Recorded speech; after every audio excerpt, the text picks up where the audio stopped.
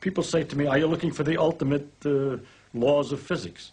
No, I'm not. I'm just looking to find out more about the world. And if it turns out there is a simple ultimate law that explains everything, so be it. That would be very nice to discover. If it turns out it's like an onion with millions of layers and we're just sick and tired of looking at the layers, then that's the way it is.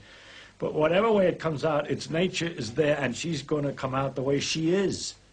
And therefore, when we go to investigate it, we shouldn't pre-decide what it is we're trying to do, except to find out more about it. Deconverted Man here, and today I'm looking at a video from Excluded, DAWAH Tips Proving God Exists, analyzing it for logical fallacies. Here we go.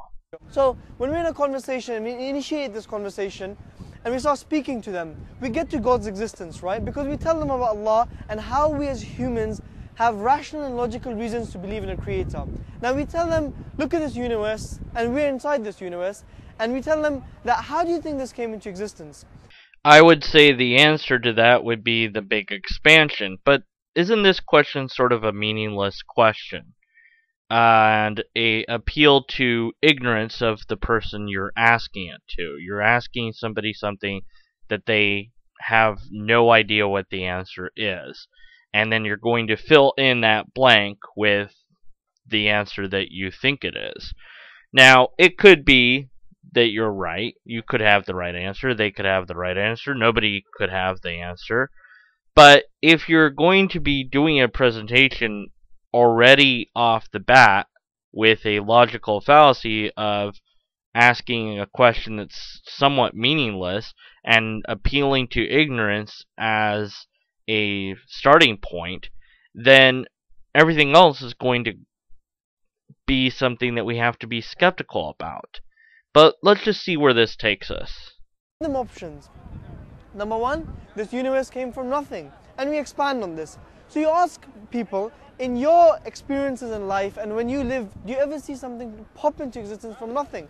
This is a false analogy for a number of reasons. The main being that we never observe on our planet, at any rate, unless it's being artificially created, nothing. We cannot observe nothingness unless we artificially create nothing. So, when you look around your life, as you will, then you're never going to see an instance of nothing to observe the state of it in the first place. Therefore, you can never answer this question, well, what happens when you have nothing and nothing? Does it create something?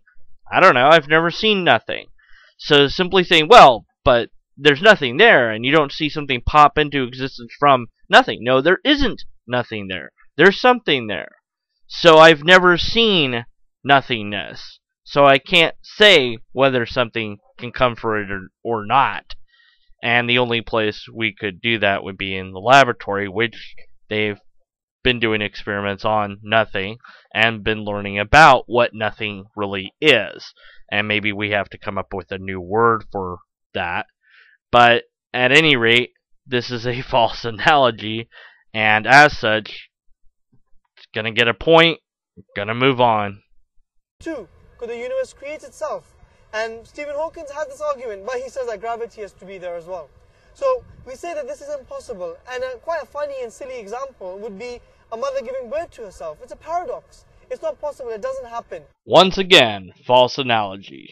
So we tell them that the third best option is that the all-powerful creator brought this universe into existence. Here we have the excluded middle, which is where you offer a set number of choices and then you exclude certain choices from that number of choices. And here we're being presented 3 choices and excluding all other choices.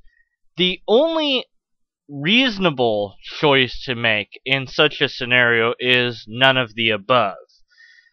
The arguments given for the other choices were not made at all, and they were made poorly when they were presented. And the argument for God is already full of logical fallacies from previously in this video, so it's one we have to be skeptical of.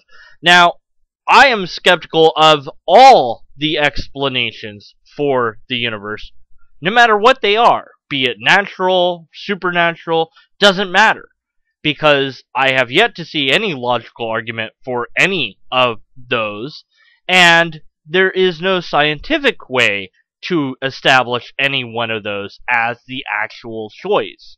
Right now, I lack the data, so I have to be skeptical of all the choices. The universe is far more complex than all these little things that we see in front of us, the things we have. The universe is complex today, but it wasn't always complex. This is the red herring tactic. He's trying to distract you with all of these facts about the features of the universe and say, well, look at how complex it is, and it definitely needs a designer because of how complex it is.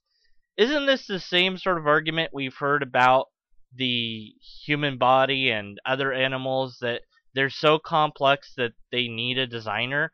Well, evolution has already pretty much said no to all of that. Although there could be an ultimate designer to all of it, we don't need that explanation because there's a naturalistic explanation of how things got here. We don't have that yet for the universe, but it is possible that we will, and it's possible we won't. Right now, we don't have any data on the matter. But all of this serves to distract you from the fact that the universe was not this complex in the past. So it's a red herring. Now, if I told you that this watch of mine just randomly came into existence... False analogy. Bonus point! You get the Watchmaker Analogy Award. Yes, this coveted award has been presented by me, Deconverted Man, to you for presenting the watchmaker analogy that has been debunked by several people several times. Congratulations, you fail.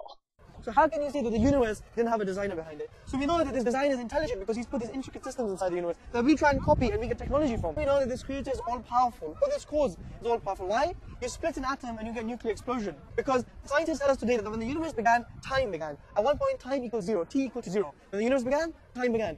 What was before the universe? So here we have special pleading and a meaningless question. The meaningless question being, what's before the universe? Nothing. That's the answer. So you can't even ask the question. The question is debatable, the way it's phrased. The special pleading is we're going to use scientists up until this point, and then we're going to ignore what some scientists have said. For example, Stephen Hawking has said that anything that came before the universe could not affect what happened after. So let's just ignore him. He chose, he had a will. At a certain point, he brought the universe into existence. Beyond just the logical fallacy here, this is something that skeptics have raised critical questions about. How could a timeless being do anything at all? If there's no time, then there's no time in which that being could operate. Today's grand total is 13. This video presented people with a way of arguing for a specific type or version of God. And this argumentation scheme is full of logical fallacies. So hopefully nobody will use it because it doesn't contain logically coherent reasons to conclude what the presenter wants us to conclude. If you want us to think that this is true, and you have no empirical evidence to offer, and no repeatable test to perform, the only thing left is a logically cohesive argument. Unless or until you can provide us with a logically cohesive argument, we must continue to be skeptical of your conclusions.